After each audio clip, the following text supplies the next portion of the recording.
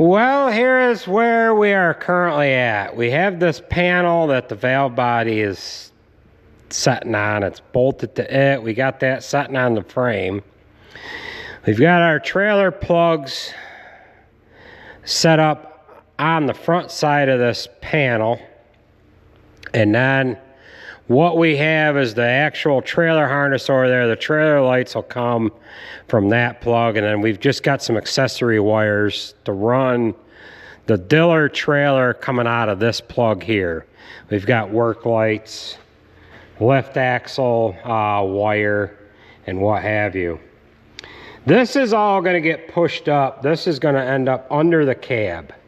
So the reason why I did this, I put these plugs far enough ahead so that moisture and whatever, if it was sitting out in the rain, is not getting into these plugs. It's going to be somewhat protected underneath the cab. We've got our pressure line coming into the valve body. I've got a 90-degree fitting to go on here. It'll come off, and then the hose will hook up right onto this guy right there, and then it's going to be off to the one side of the drive shaft. This port here, we're going to run to a gauge. So we got to put a 90-degree fitting off of it, run a hose down, and run a gauge somehow up into the cab. All that's holding this panel on is a couple of clamp plates that come up underneath the lip of the frame. Again, this is going to get pushed forward. The back of the cab is going to come somewhere in here. Supplying the pump or the valve body on the front side. This work section here will be for the manure trailers or the silage trailer, and then if someday if we get a dump trailer, this valve body here will run, the single acting valve will run a hoist on a dump trailer. Oil is going to return out of this valve body through here back over to the tank. This is the unit that was on this truck from when we got it, and there is a filter. This is an actual filter head, and we're just going to return oil through it. This is got a large filter in here. So we're going to return oil in through the front side. Then this has got a large cartridge style filter that we will be returning oil back through. So I bought this manifold here that is going to bolt to the front side of this filter head. It'll bolt to there, and then we'll run a hose off of it and over into the valve body. We made up a little gasket to go in between that manifold piece and this guy here. Now when I bought this here, it had threads in it, and I reamed the threads out so that, because it's got a bolt to this thing. So we'll get that bolted on there, get our valve body pushed forward. I'm lacking 2 swivel fittings to come into the valve body. This is the shift cylinder that is going to shift the valve with air from a toggle switch, which is up in the cab. So we've got a few things to do here, and then we'll join back up with you guys when we get things buttoned up a little bit here, and we'll kind of show you what things look like as we move along a little further. All right, so we've got our panel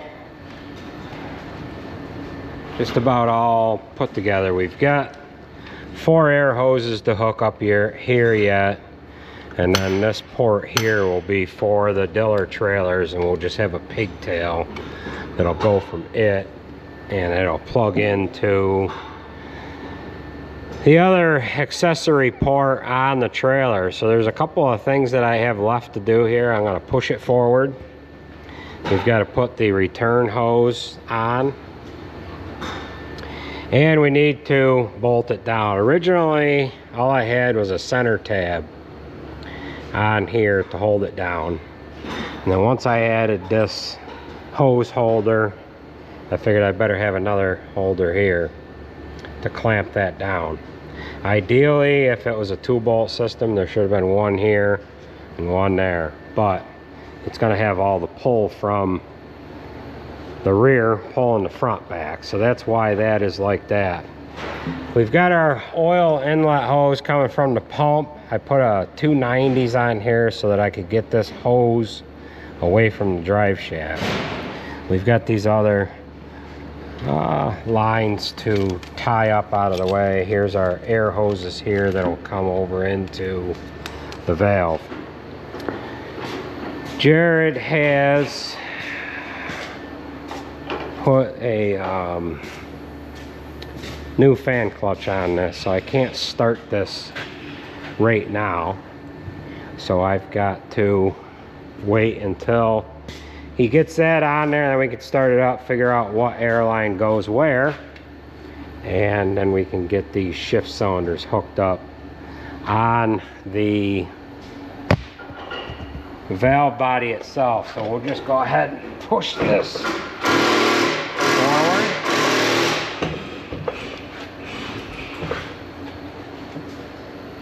Oh. Hey Nathan, come on and grab onto this side here, will ya? Your side or the other side? Yeah, right on your side, passenger side. Need to push this forward. Yeah. That's caught. Do I gotta do a lift? No, I just push it. It's gonna go all at once. I might have to. There we go. A little further. Oh, we can go back of the cab right there. Your side's all up. There, that's pretty good. So we'll get this clamped down, run our hose across, get that hooked up, and then this electrical line is just in underneath the cab. You can still reach it, you still get it unplugged. And it's covered up. What do you think of that design, Nathan? Very good. We talked about your eye a couple of weeks ago. We had that object get lodged in there. We never really talked about that again. That never come to fruition. It fell out, didn't it? Yeah. Yeah, he got lucky. Or it went further in, one or the other. What's that? Either fell out or it went further Yeah. in, one or the other. Yeah. So, yeah. You got a thought of today for today? No, not too No, not today. Okay. All right, we're gonna clamp this down, get our hose hooked up, and yeah, finish this up. We've got decking to go on here. I don't know if our pieces are gonna fit exactly, but we're gonna try them. You could grab those if you want. All right. Alright, so we've got the valve body pushed up where it needs to go. Got our return hose hooked up. And now we're pumping the oil back into the tank. This is the oil that came out of this one, and I think there was some that was in this barrel that came out of Jared's Mac. We got a 55-gallon drum. That's all the oil that we're going to put in this tank. Nate's pumping it back down through the filter that's in the tank. I'm going to find out what size those filters are. Then we'll try to find some new ones to put back in there before we bolt the cover back on there. But we were wondering how we were going to fill this tank, and that's how you'd fill it. 6 bolts on the top will come off. We could fill right through the filter housing rather than trying to go through this port here. So next thing we've got is some fenders that we're going to put on this. Waiting for Jared to get the fan clutch on there. and then we can get the hood on it. Right? Now we got Alex out here doing a little sandblasting. Jared ended up buying the sandblaster from Harbor Freight, and he's running around it right now with the yeah, getting things cleaned up.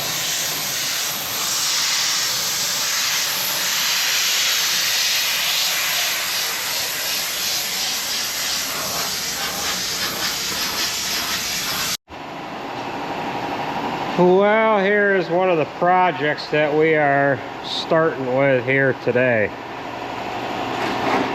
This is our silage rake, and the guy that runs this ended up breaking both outside tines off.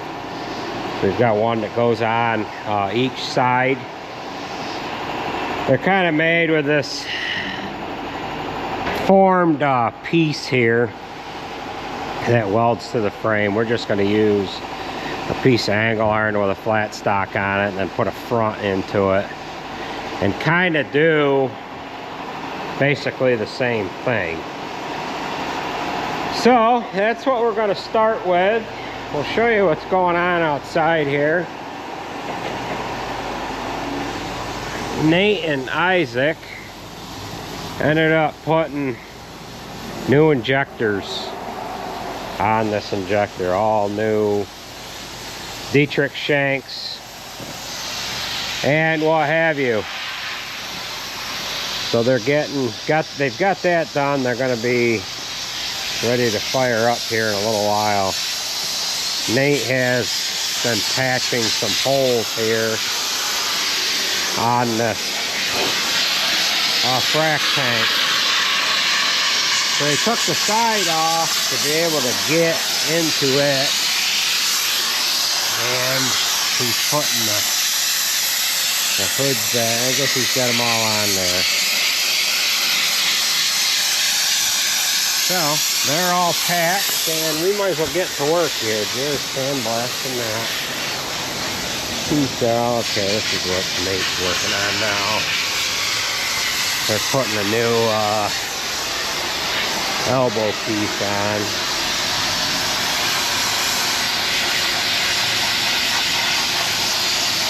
Huh. Does that got to go together correctly? It doesn't line up, does it?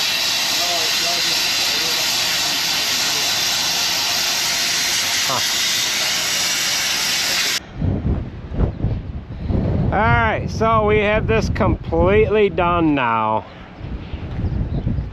We ended up putting a half set of fenders on this. This is basically what it had on there when we bought the truck. We replaced them with a new set. We've got our wet line all hooked up. We ended up making a plate to go down over the frame. I ended up hooking the trailer wire harness plug assemblies, put them on a bracket, and then we pushed everything down in underneath it to kind of protect the plugs so that moisture wouldn't be getting inside them. Now moisture can get from the underside, but if it's just sitting outside in the rain, we haven't got to worry about the moisture getting inside those plugs. So that should about do it for this project here. I have not got the other one back from Kenworth yet. They're still goofing around with doing the front end alignment. So once we get that back, we'll be able to put these guys to work. We noticed one other thing here, and that is we don't have a center pin. We've got to make one. We bumped that with the pallet, putting this hood back on, but we got to get the center pin for that, and we'll repaint that when we weld the chain link to it. But it is what it is. So I had gotten some comments about, let's open this hood, Jared. Gotten some comments about, you know, is the mileage correct on this? And if anybody knows trucks, you could kind of tell by looking at a few things on here that the mileage is correct. For one, this engine has all of that plastic insulation that goes around it. The foam is all still on the hood. For a truck that's nearly 20 years old, that insulation would be non-existent. You got this insulation here, and this is a C15 engine, and it's rated at 625 horsepower. We don't know exactly if it's set at 625 horse, but we are going to find out. Jared ended up buying the CAT, what is that program called? ET? He's got CAT ET, the program. He'll be able to plug into this and he'll be able to see just what that has. You can shut this hood, Jared. Just what this is rated at. And we're also going to be able to look up the exact engine hours and mileage. Now, this has 105,337 kilometers on it. That translates to, well, I don't even know what the mileage is, but that is the kilometers. Another thing that we went and done is we hooked up a hydraulic gauge, and that feeds back to, that's getting the information from that valve body. So when we're unloading manure tankers, you can watch that gauge and you'll know when the load is getting down near empty. Now, a couple of comments on the mileage came from what this seat looks like. This seat is ripped because of the work that this truck did. There was a lot of getting in and out of the truck here. Now, another thing that is bad on this truck, or another thing that's missing that we need to replace, is this little piece here that goes on the door panel. That's what it looks like on the passenger side. It's missing on this side. In order to get that, you have to buy the whole door panel. So we're gonna fire this up. I'm gonna take this for a little ride down the road. I have not driven this truck yet. I drove it out of the shop. That's as far as I drove it.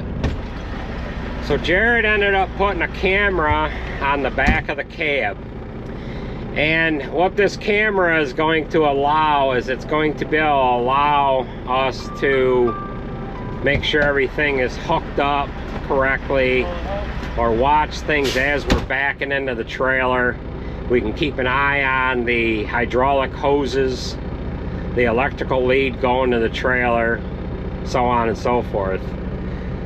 We have a toggle switch, a pneumatic toggle switch that goes to the spread plate, or the manure tanker hydraulic pump. That is this toggle here. We've got another toggle switch hidden in behind the camera, and that is for the single acting valve that would be used for the dump trailer in the event that we get a dump trailer. It's back in behind here. Another thing that we thought of doing is just unhooking the airlines, because you're only going to be using one or the other. Hook the airlines up to this toggle switch, just switch them off the valve, and you'll be able to, you know, get things done that way, and just still use this switch.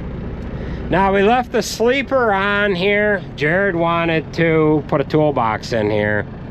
They ripped the mattress out, cut the aluminum on the top of the bunk here, and then he got a couple of bus seats. And he put a couple of bus seats in here. Then over in this other corner here, he's gonna put a big toolbox. It's just so that he can have tools to work on various items as he's hauling manure or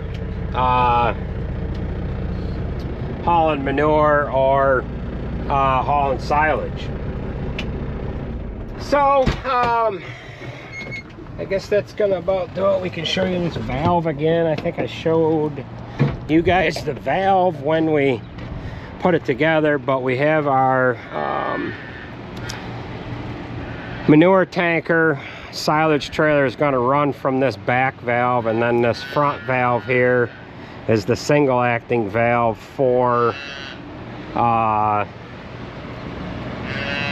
dump trailer or what have you. This lead here is obviously for the trailer lights. The other lead over there that is plugged in, or the other plug that's over there, nothing is plugged into it. That is for accessories on the manure trailers. We have work lights, lift axles, depending on which trailer he's hooked up to. So I guess that's going to about do it for this video. We're going to get the Freightliner in for Sarah here next, get a wet line put on that. She's hauling with the 900 right now, and yeah, we'll get along with the rest of the day here. Jared also put a drop down visor on there. That's a 13-inch visor. It had a regular, like a 6-inch black one on there. We're not sure what we think about that big visor. You know, it's not like this truck is going to be pulling hopper trailers or anything like that, so I don't know how cute it has to look. But I know it's not a Peterbilt 379, but again, we're not hauling hopper bottom trailers or anything like that. And this truck should serve us well. So with that being said, I want to thank everybody for watching, and we will catch you at the next video.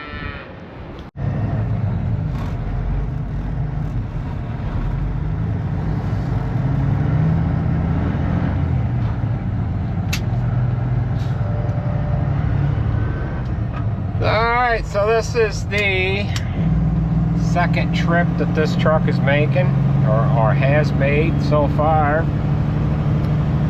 Jared went out with the first load, and I was feeding cows. So I figured I would ride with him to this trip here.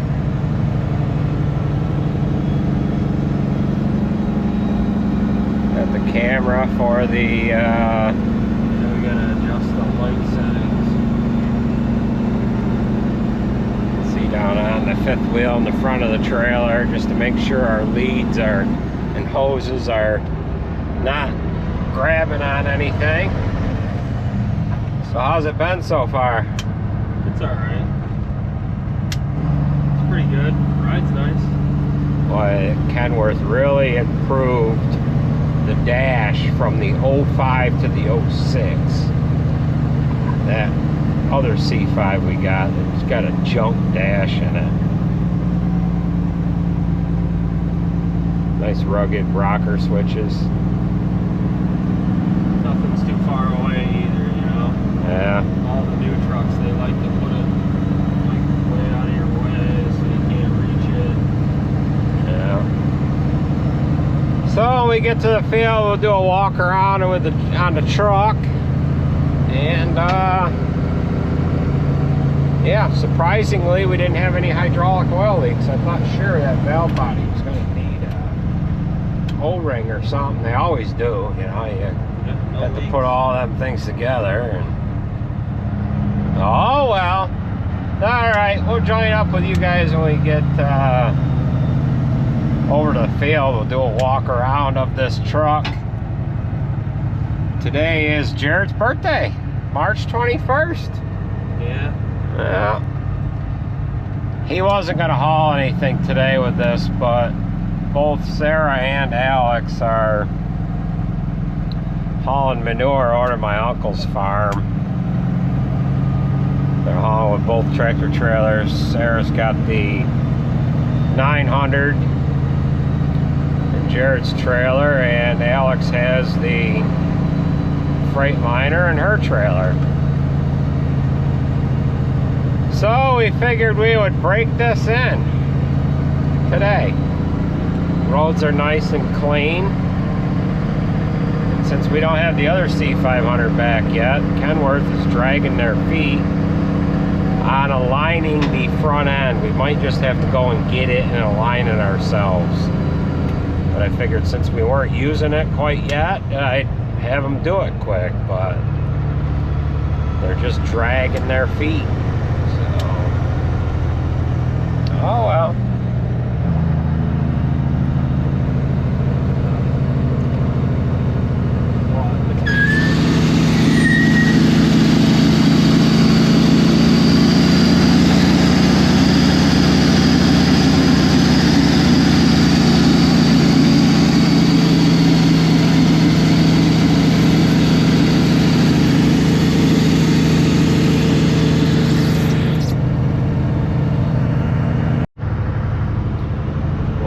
Traveling along here, there's a Calfrac service interval sticker on that window over there. It says 500-hour service date 4/17/19, and well, I guess that could be just an old sticker. But what else did you see on this? You've seen something where it hadn't been used since 2020. Oh yeah, there was a sticker on one of them plates that said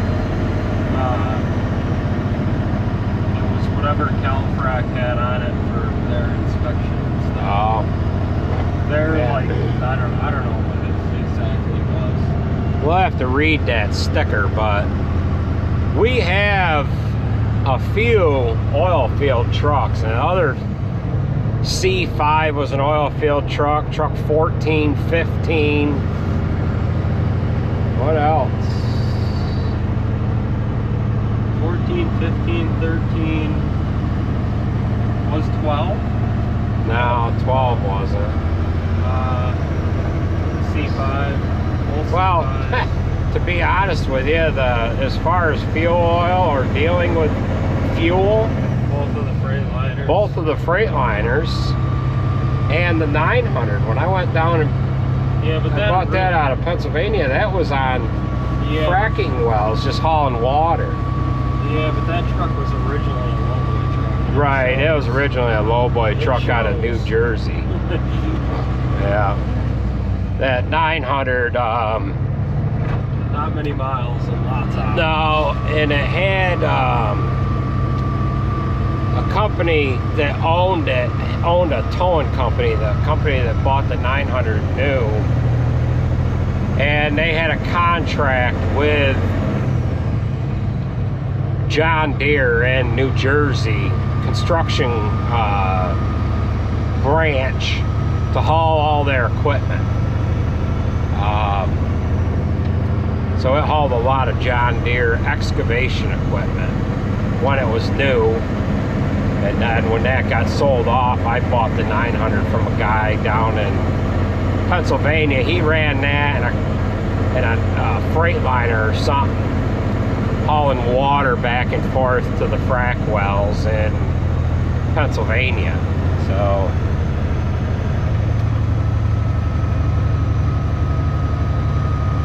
yes, sir.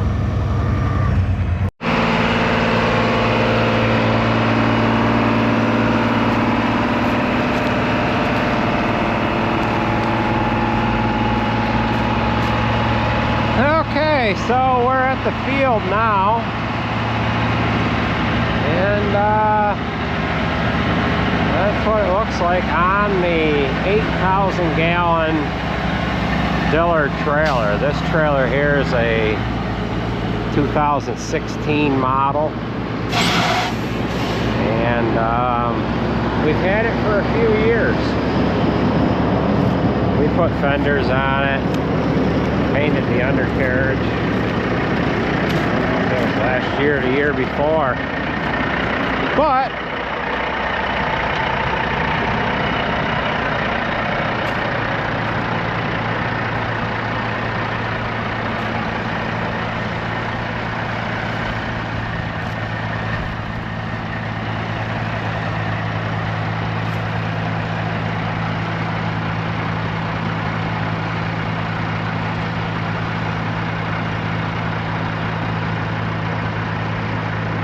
Looks like Nate's waiting for a little more manure.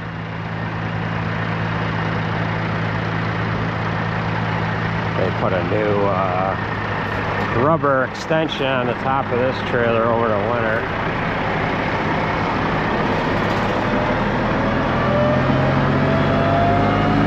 Oh, this should probably have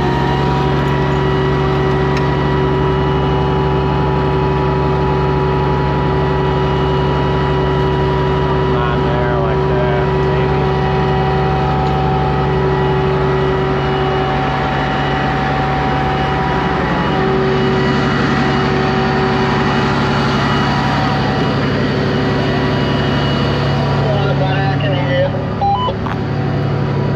There's our gauge. What is that? I can't see it, Jared. Oh, it's at 3,000. 3,000 psi. That's what it'll offload at. That's the offload pressure. That'll drop down to 500. Like 500's empty. Something like that. Below 1,000. It'll show. Yeah. Anyway, these some fingers that fall. I've got another spring. Gotta put another spring. Right up there. Yeah, I've got a clamp at the shop that could go around that. We could hook it to the spring or a zip tie or something. But Yeah, this truck pumps real good. hard to believe it pumps good. The damn thing's been parked, you know?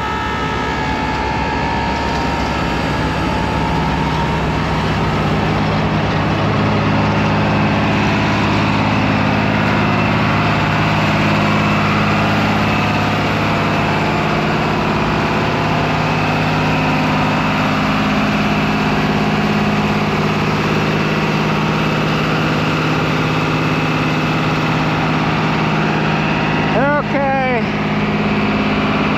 I guess that's about it for this video. I want to thank everybody for watching, and we will catch you at the next one.